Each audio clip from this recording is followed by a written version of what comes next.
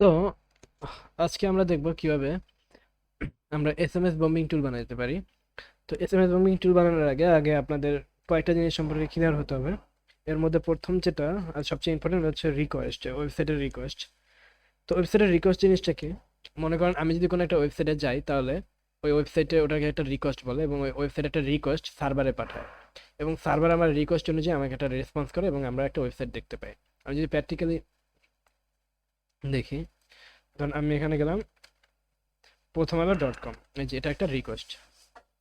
আমি আবার গেলাম সর্বশেষ এই যেখানে, তাহলে দেখেন প্রথম আলো স্ল্যাশ কালেকশন ডট লেটেস্ট, এটাও একটা রিকোয়েস্ট। অর্থাৎ আমি কিন্তু ওয়েবসাইটে এই রিকোয়েস্টগুলো করতেছি এবং ওয়েবসাইট রিকোয়েস্টের প্রেক্ষিতে আমাকে এই তথ্যগুলো দিতেছে। এই যে মানে ওয়েবসাইট কীভাবে দেখাবে এটা হচ্ছে রেসপন্স করতেছে।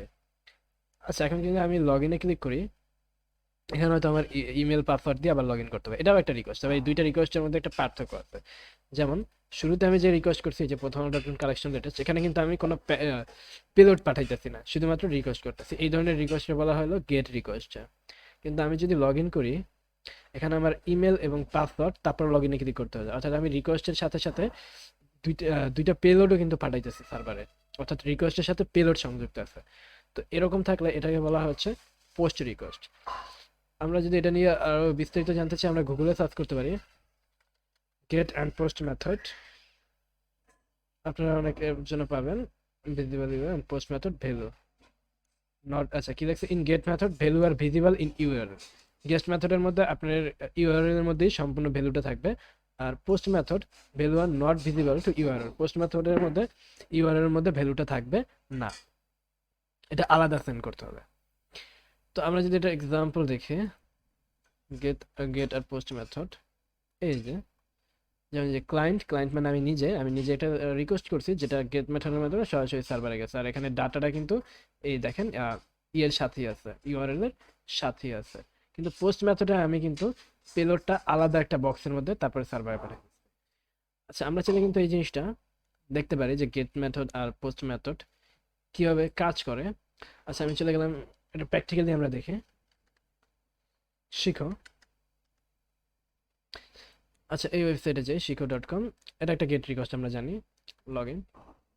আচ্ছা, এখানে আমার একটা ফোন নাম্বার দিয়ে কন্টিনিউ করতে হবে। আচ্ছা, এটা কি গেট রিকোয়েস্ট নাকি পোস্ট রিকোয়েস্ট, আমরা চাইলে কিন্তু এটা দেখতে পারি। তো আমি যদি এখন আমাদের সার্ভারে যাই, আচ্ছা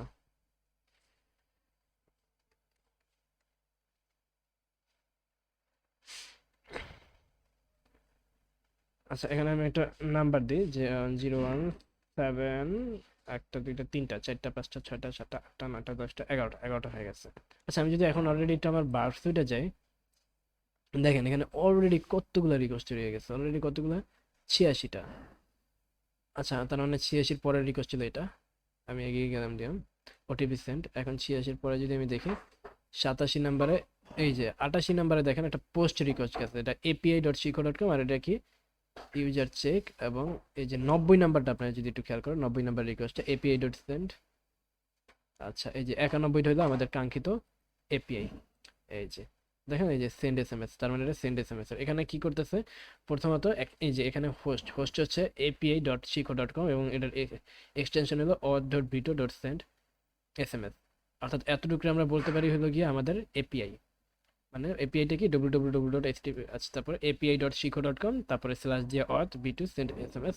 এবং এটার সাথে কিন্তু কোনো তথ্য নাই, তথ্যটা কিন্তু আলাদাভাবে এক জায়গার ভিতরে সেন্ড করতেছে। হ্যাঁ, তো এই যে এই রিকোয়েস্টটা, এটাকে বলা হচ্ছে একটা পোস্ট রিকোয়েস্ট। তো আমরা এই পোস্ট রিকোয়েস্টটা পাইথনের মাধ্যমে কিভাবে করতে পারি?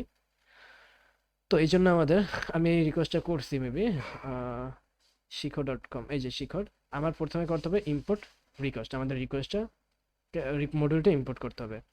আর অবশ্যই তার আগে টার্মিনালে পিপ ইনস্টল রিকোয়েস্ট দিয়ে রিকোয়েস্ট মডিউলটা ইনস্টল করে নিতে হবে। এরপরে আমি আমার ইউআরএল নিলাম, মানে আমার এপিআইটা কি এইচটিটিপি এপি, তারপরে কি api.শিখো.com অথ ভি টু সেন্ড এসএমএস, যেটা আপনি এখানে দেখবেন। এই যে প্রথমত হইলো, সরি, হ্যাঁ, এই যে api.শিখো.com আর এই যে auth V two send SMS, send slash SMS, এতটুকু হলো আমার এপিআই। আর এর ভিতরে আমরা একটা পেলোড পাঠাই দিচ্ছি, পেলোড হলো এতটুকু। এর ভিতরে কি আছে, ফোন নাম্বার, টাইপ স্টুডেন্ট, অর্থ লগ ইন, শিখো, এগুলো আপনার লাগতে হবে না, আপনার শুধু ফোন নাম্বারটা চেঞ্জ করবেন, এই জন্য আপনার ফোন নাম্বারটা কি বেশি ইম্পর্টেন্ট দিতে হবে। আর এই যে মাঝখানে যে জিনিসটা থাকে এটা হচ্ছে এটার বলা হয় হেডার। হেডারটা না দিলেও হয় অনেক সময়, আবার দেওয়াটা ভালো, কারণ অনেক ওয়েবসাইট হেডার না থাকলে বুঝতে পারে যে এই রিকোয়েস্ট হয়তো কোনো ওয়েবসাইট থেকে যায় না, কোনো বট করছে, এই জন্য আপনারা হেডারটা দিবেন। এবং এই রিকোয়েস্টের প্রেক্ষিতে ওয়েবসাইট আমাকে এই রেসপন্সটা দিয়েছে কি, OTP send successful, this might take a few minute. আর এই যে কোড স্ট্যাটাস 200 মানে এটা সফলভাবে সেন্ড হয়েছে। তো এইটা দেখেন আপনার পাইথনের মাধ্যমে কিভাবে করছি, প্রথমে ইউআরএল নিছি, তারপর পেরোড নিছি, পেরোডের মধ্যে এখানে আমার নাম্বারটা থাকবে, যেমন এই যে ফোন, প্রথমে দেখেন এখানে কি আছে, ফোন, তারপরে টাইপ, তারপর অড টাইপ, তারপর ভেন্ডর শিখো, আমি এগুলোই দিচ্ছি, phone, type student, odd type single, vendor শিখো। আর এই ফোন নাম্বারের আগে আপনি একটা এফ স্ট্রিং দিবেন, এবং এফ স্ট্রিং এর মধ্যে সেকেন্ড ব্র্যাকেট দিয়ে আপনি একটা ভেরিয়েবল পাস করবেন, যেমন আমি ভেরিয়েবল নিলাম হচ্ছে নাম্বার, NUMBER নাম্বার। এখন আপনি ইউজারের কাছ থেকে চাইলে নাম্বার ভেরিয়েবলটা নিতে পারেন, যে নাম্বার, নাম্বার নামে একটা ভেরিয়েবল নিলাম, এবং ইনপুট, ইনপুট ফাংশনের মাধ্যমে ইউজারের কাছে একটা নাম্বার ছিলাম, যে সরি,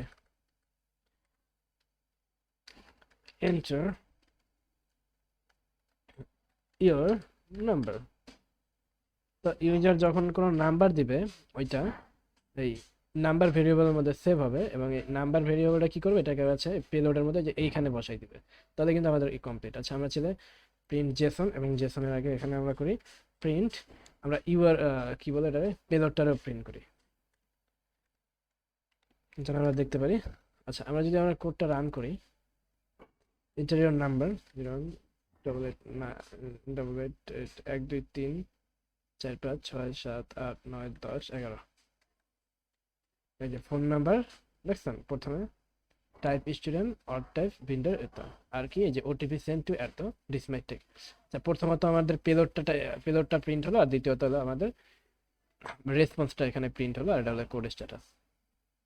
এই যে, তো এখন কিন্তু ওই যে ওই নাম্বারটা যদি এক্সিস্ট করতো, ওই নাম্বারে একটা কি রিকোয়েস্ট চলে গেছে, মানে একটা ওটিপি সেন্ড হয়েছে। আচ্ছা, তাহলে এটা আমরা দেখলাম হচ্ছে পোস্ট মেথড। আমরা চাইলে কিন্তু একটা এখন গেট মেথড দেখে নিতে পারি, টেস্ট টু ডট পিওয়াই। আচ্ছা, আমি আবার আমাদের ক্রমে চলে গেলাম, এখানে আর একটা ওয়েবসাইটে চলে যাই, বিনগো। এখন যদি আমি এই ওয়েবসাইটে যাই, বিনগো, না সরি, এটা তো আমি চাই না, বিনগো না, কি যেন বিনগি, একটু আগে দেখছিলাম, আমি ভুলে গেছি, বিনগি মেবি, হ্যাঁ এই যে এটা। দেখেন এগুলো সব আমি এখানে যদি লগ ইনে ক্লিক করি, আচ্ছা আমি এই জিনিসটা আমাদের বার্ব সুইটের মাধ্যমে দেখি।